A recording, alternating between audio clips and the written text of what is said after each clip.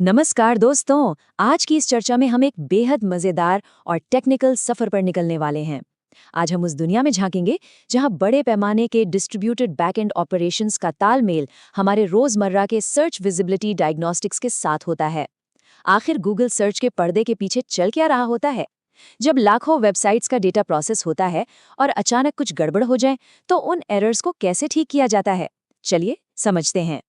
तो चलिए सीधे मुद्दे पर आते हैं और इसको डिटेल में देखते हैं। सोच कर देखिए, अचानक से किसी वेबसाइट का सर्च ट्रैफिक तेजी से गिरने लगता है। ये एक ऐसी सिचुएशन है जो किसी भी वेबसाइट ओनर के हाथ पैर फुला सकती है ना? ये सवाल हमेशा दिमाग में घूमता है कि आखिर ये ट्रैफिक क्यों गिरा? क्या हमारी तरफ से कोई गलती हुई है या फिर पर्दे के पीछे कोई बड़ा टेक्निकल फॉल्ट आ गया है? इस पूरी पहेली को सुलझाने के लिए आज हमारा रास्ता कुछ इस तरह होगा। पहला, when search traffic drops। दूसरा, inside the SRE war room। तीसरा, algorithms versus infrastructure। चौथा, the search status dashboard। और अंत में, protocols for webmaster diagnostics। तो शुरुआत करते हैं अपने पहले हिस्से से, when search traffic drops। ये ऑर्गेनिक सर्च विजिबिलिटी की वो दुनिया है जहां हर छोटी चीज के बहुत बड़े असर हो सकते हैं। यहाँ पर सॉफ्टवेयर इंजीनियर जॉन ऑल्सपॉ की एक बड़ी ही कमाल की लाइन याद आती है। उन्होंने कहा था कि चीजें जब सही चलती हैं तो वो दरअसल उनके गलत होने के हजारों तरीकों में से एक बचा हुआ खास केस होती हैं। और ये बात गूगल सर्च जैसे विशाल और जटिल सिस्टम्स पर बिल्कुल फिट बैठती है। ऐसे कॉम्प्लेक्स सिस्टम्स में डिसरप्शंस का आना बिल्कुल आम बात है। फेलियर्स इस सिस्टम का हिस्सा हैं, कोई एक्सेप्शन नहीं। अब चलते हैं दूसरे हिस्से की तरफ, inside the SRE war room. चलिए पर्दे के पीछे चलकर देखते हैं कि गूगल के साइट रिलायबिलिटी इंजीनियर्स यानी एसआरईज इन परेशानियों को किस सिस्टमैटिक ढंग से टैकल करते हैं। इंजीनियर्स की दुनिया में एक बड़ा ही रोचक कॉन्सेप्ट होता है जिसे एरर बजट कहते हैं। एसआरईज हवा में तीर नहीं चलाते, वो किसी भी सिस्टम की अवेलेबिलिटी को स्ट्रिक्ट नंबर्स में नापते हैं। दरअसल एरर बजट एक मैथमेटिकल लिमिट है जो अलाउ करती है कि सिस्टम थोड़े समय के लिए डाउन हो सकता है। जब इंसिडेंट रेट्स इतने बढ़ जाएं कि ये बजट खत्म होने लगे, बिल्कुल तभी एसआरईज एक्शन में आते हैं और एक सिस्टमैटिक ट्रायड शुरू करते हैं। छोटी मोटी प्रॉब्लम्स तो सिस्टम अपने आप ही हैंडल कर लेता है। जब एसआरईज किसी बड़ी समस्या को ठीक करने आते हैं तो वो हाइपोथेटिको डिडक्टिव डिबगिंग का इस्तेमाल करते हैं। सुनकर काफी भारी शब्द लग रहा होगा, पर दरअसल ये एक टेस्ट और ट्रीट का स्टेप बाय स्टेप तरीका है। मिसाल के तौर पर, जब एक बार स्पैनर क्लस्टर में लगातार लेटेंसी आई तो इंजीनियर्स ने सबसे पहले नेटवर्क इश्यूज टेस्ट किए, उसके बाद सीपीयू यूसेज देखा और आखिर में पता चला कि लोग पाथ्स पर रेगुलर एक्सप्रेशन बॉटलनेक्स की वजह से दिक्कतें आ रही थी। एक थ्योरी बनाओ, उसको टेस्ट करो और तब तक करते रहो जब तक असली वजह ना मिल जाए। अब इसमें सबसे दिलचस्प बात ये निकल कर आती है कि गूगल अपने ओवरलोडेड सिस्टम्स को बैकएंड पर कैसे हैंडल करता है। दरअसल आने वाली हर एक रिक्वेस्ट को 4 अलग अलग क्रिटिकलिटी बैंड्स में बांट दिया जाता है। अगर सिस्टम पर लोड बढ़ने लगता है तो वो बहुत ही चतुराई से लोअर प्रायोरिटी वाले टास्क्स यानी शेड्यूलेबल टास्क्स को ड्रॉप कर देता है। इससे होता यह है कि क्रिटिकल फंक्शंस बिना किसी रुकावट के चलते रहते हैं और पूरा का पूरा सिस्टम क्रैश होने से बच जाता है। खैर, अगर कोई आउटेज 1 घंटे से ज्यादा चल जाए या फिर इसमें अलग अलग टीम्स की जरूरत पड़ने लगे तो तुरंत एक खड़ी इंसिडेंट रिस्पॉन्स टीम बनाई जाती है। यहाँ सबकी जिम्मेदारियां बिल्कुल साफ होती हैं। इंसिडेंट कमांडर पूरी सिचुएशन का मार्गदर्शन करता है। ऑप्स लीड सिर्फ और सिर्फ टेक्निकल रिकवरी पर फोकस करता है। कम्युनिकेशन लीड दूसरी सभी टीम्स और लोगों को अपडेट रखता है और प्लानिंग लीड आगे की तैयारियां जैसे शिफ्ट हैंडओवर्स संभालता है। ये सख्त डिसिप्लिन किसी भी तरह के कंफ्यूजन को रोके रखता है। बढ़ते हैं तीसरे हिस्से पर, एल्गोरिदम्स वर्सेस इंफ्रास्ट्रक्चर। एक बहुत ही आम उलझन जिसे हमें दूर करना होगा।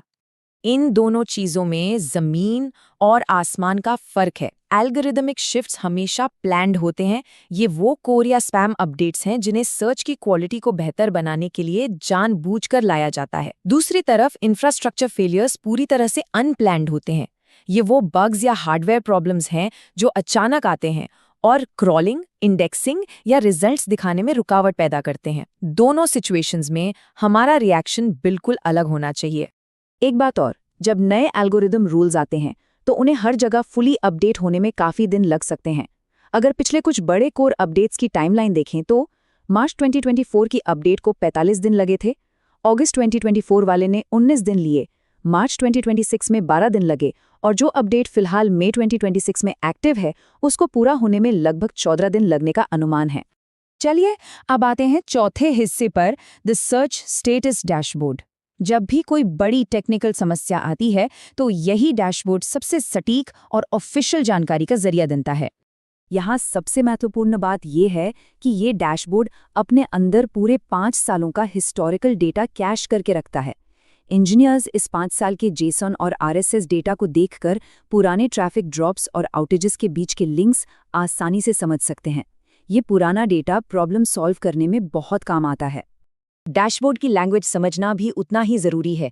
इस पर अलग अलग स्टेटस होते हैं। अवेलेबल का मतलब है कि सब कुछ नॉर्मल चल रहा है।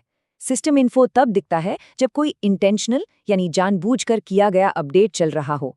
इससे डिसरप्शन नहीं होता है। डिसरप्शन का मतलब है कि किसी थर्ड पार्टी की वजह से परफॉर्मेंस थोड़ी स्लो हो गई है। लेकिन अगर आउटेज लिखा है तो उसका मतलब है कि एक बड़ा सिस्टम बड़े पैमाने पर फेल हुआ है और इमीडिएट इमरजेंसी एक्शन की जरूरत है। डैशबोर्ड पर जब भी कोई इश्यू दर्ज होता है तो उसकी एक अपनी पूरी लाइफ साइकिल होती है। सर्च रिलेशंस और सर्च इंजीनियरिंग टीम्स मिलकर 4 स्टेप्स में काम करती हैं। पहला, प्रॉब्लम को डिटेक्ट करना और इनिशियल रिस्पॉन्स देना। दूसरा, इंजीनियरिंग टीम द्वारा गहरी इन्वेस्टिगेशन करना। तीसरा, टाइम टू टाइम फॉलोअप देना। और चौथा, आखिर में इशू को सेफली ठीक करके पब्लिक को बताना। ये पूरी तरह से एक कोलैबोरेटिव टीम एफर्ट होता है। और अब हम अपने आखिरी यानी 5वें हिस्से पर आते हैं, protocols for webmaster diagnostics. Google के बैकएंड से बाहर निकलकर अब जरा फ्रंट एंड पर चलते हैं और देखते हैं कि साइट ओनर्स इन सिचुएशंस में क्या प्रैक्टिकल कदम उठा सकते हैं। मेडिकल फील्ड की एक बड़ी मशहूर कहावत है, जब खुरों के दौड़ने की आवाज आए तो घोड़ों के बारे में सोचना चाहिए, ना कि ज़ेब्रास के बारे में। जब ट्रैफिक अचानक गिरता है तो हमारी एसआरई विजडम भी यही सिखलाती है। पैनिक में आकर तुरंत अपने वेबसाइट का कोड मत बदलिए, क्योंकि ज़्यादातर समस्या एक बिल्कुल आम वजह से होती है, किसी अनोखे ज़ेब्रा यानी रेयर इश्यू की वजह से नहीं। एक्शन लेने से पहले फैक्ट्स को परखना चाहिए। चलिए देखते हैं कि ये सब आपस में कैसे जुड़ता है। एक बहुत ही इफेक्टिव 1 वीक वेट रूल होता है। अगर ट्रैफिक में ड्रॉप दिखे तो सबसे पहले डैशबोर्ड चेक कीजिए। अगर वहां कोई एल्गोरिदम अपडेट चल रहा है तो अपनी तरफ से कोड या कंटेंट में कोई छेड़छाड़ ना करें। अपडेट खत्म होने के बाद कम से कम 1 हफ्ते का इंतजार करें, ताकि सिस्टम और क्यूज पूरी तरह स्टेबलाइज हो जाएं। बस उस 1 हफ्ते के बाद ही अपने नए और पुराने डेटा को कंपेयर करना चाहिए। लेकिन अगर सब कुछ चेक करने के बाद भी लगता है कि प्रॉब्लम अभी भी है, तो सही मदद कहाँ से मांगी जाए? हर टेक्निकल रोल के लिए एक अलग रास्ता तय है। एसईओज और साइट ओनर्स के लिए सर्च सेंट्रल कम्युनिटी सबसे बेहतर जगह है। अगर बात किसी इंडेक्सिंग बग की है तो site developers bug reporting forms का इस्तेमाल कर सकते हैं। और अगर मामला कोड लेवल या एपीआई का है तो सिस्टम्स इंजीनियर्स सीधा स्टैक ओवरफ्लो का रुख कर सकते हैं। तो इस चर्चा को हम एक आखिरी और बेहद ज़रूरी सवाल के साथ ख़त्म करते हैं। अगली बार जब आपके सामने ट्रैफिक का अचानक ड्रॉप आए और डैशबोर्ड पर लाल बत्ती जले, तो क्या जल्दबाजी में पैनिक किया जाएगा या फिर एक शांत और मेथोडिकल एनालिसिस का रास्ता चुना जाएगा?